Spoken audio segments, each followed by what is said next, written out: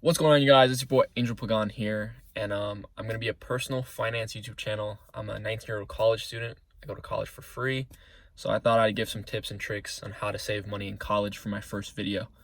So, number one, don't go to college. Now, I know this sounds crazy, and the whole point is to save money in college, but depending on what you're trying to accomplish in life, college may not be the best option for you. Let's say you want to become a police officer, you want to become a firefighter, or you want to become a real estate agent. There's a lot of different ways to go about things without having a degree. A lot of people get a degree, just have a degree, and they don't even use it. Now, if you want to go to college, then yes, obviously go. Like if you want to become a doctor, a lawyer, or whatever your field is, and you need a degree, then go to college, get a degree. But if you don't know what you want to do yet, take a year off, work, explore the world, figure things out before you decide to take on that step of going to college, because most people are probably gonna have to take out loans, and that'll set you back a lot of years because you're paying a lot of interest rate on that. Now, number two is apply for scholarships. Now, this is a given, but the reason why I got my full ride is because I got an academic scholarship and I got a bunch of small scholarships, like random ones just because I live in a certain county, live in a certain town, regular small ones like $500 ones, $1,000 ones. All those small ones add up. If you just apply, most kids don't even look at the $500 ones. They don't even apply. If you apply and write your little essay or whatever, you'll most likely get it. And now the difference between a $500 or $1,000 that you do not have to pay back is tremendous if you think about it, because that's an extra $1,000 that you have in your pocket that you could save and invest, and you could turn into a lot more money instead of having to pay it back later on in your life in your 20s when you should be saving to buy a house or investing in other things. So yeah, like apply for those $500 ones, apply for like the little small ones, and they all add up, and it'll be a lot more money than you think overall. Number three is don't dorm. Now, dorming is really expensive. At my school, it's like $15,000 to live in like a small room that you share with someone else. And the living situation is usually not that great on campus. I'm gonna be honest. Now, some schools, they require you, I think, to dorm first before you're allowed to live on campus for like the first year. So like if that's what you have to do, then do that. But your best bet is either staying at home if you're close enough to your school, like you're in state, or to just live with friends, get an apartment or something. There's a lot of people out there that are down to get an apartment, and you'll pay, like, instead of $1,000 a month, you pay like $500 a month for a better place, a night, like a 4-bedroom house with your own bedroom, and like you have like a lot of friends in there. It's like a better vibe than living in the dorms. The dorms is like not a great place to be. Like some of the bathrooms are like disgusting, and like you just don't want to be there. I personally, I don't live that far from my college, so I just commute, and it's like a 30-minute drive. So if like you're like 30 minutes or less away, you should definitely just commute.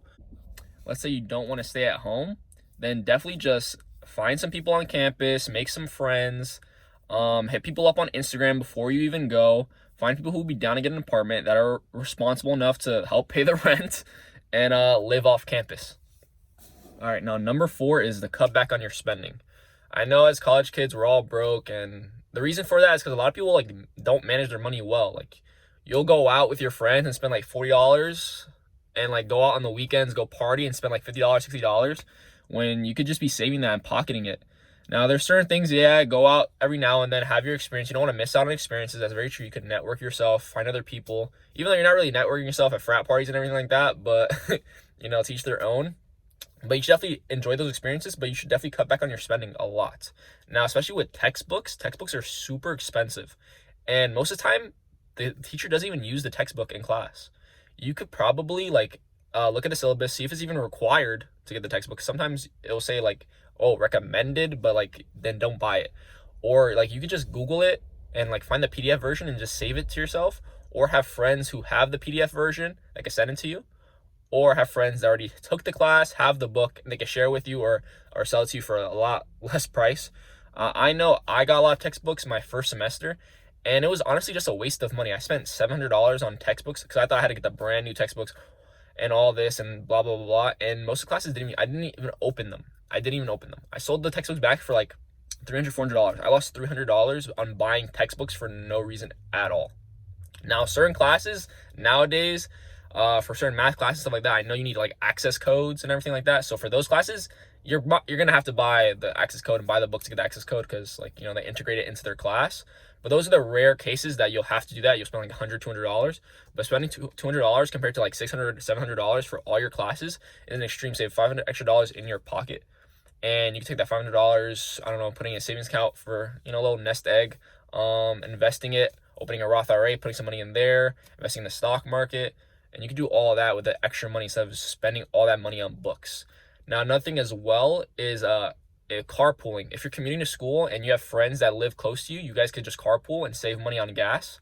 And I know, because most colleges, like, you'll have to pay for parking as well, so that'll help. So you don't all have to pay for parking. You can all just carpool in the same car and just help pay gas money to your friends.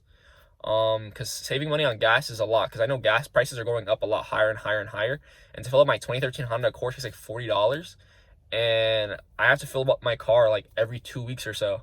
And that's extra $40 I wouldn't have to do if I just carpool with any friends that I have nearby. But unfortunately, I'm the only one in my town that goes to my school, so that's what I have to do. Now, another thing for college, number 5, is to take extra classes and graduate early.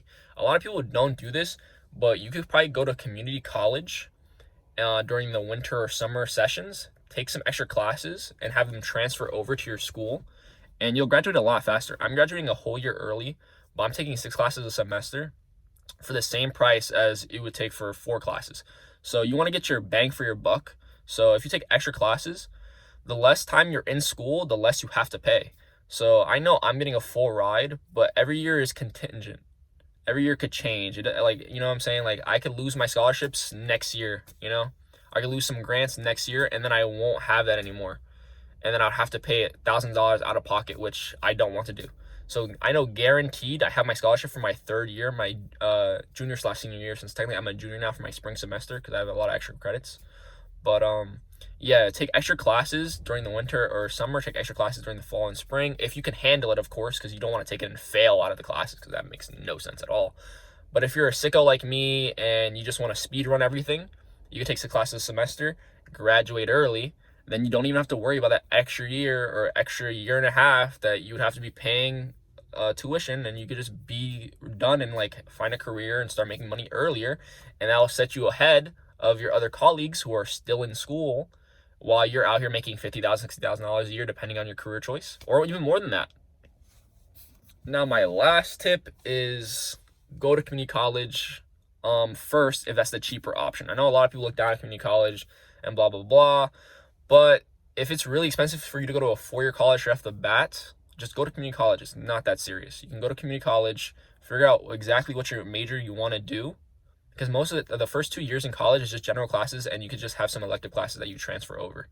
But you could go to community college, figure out what you want to do, figure out the college, see if college is even right for you. You might go to community college and decide, I don't really like this. Like, I don't want to be a college student. Like, that's totally okay.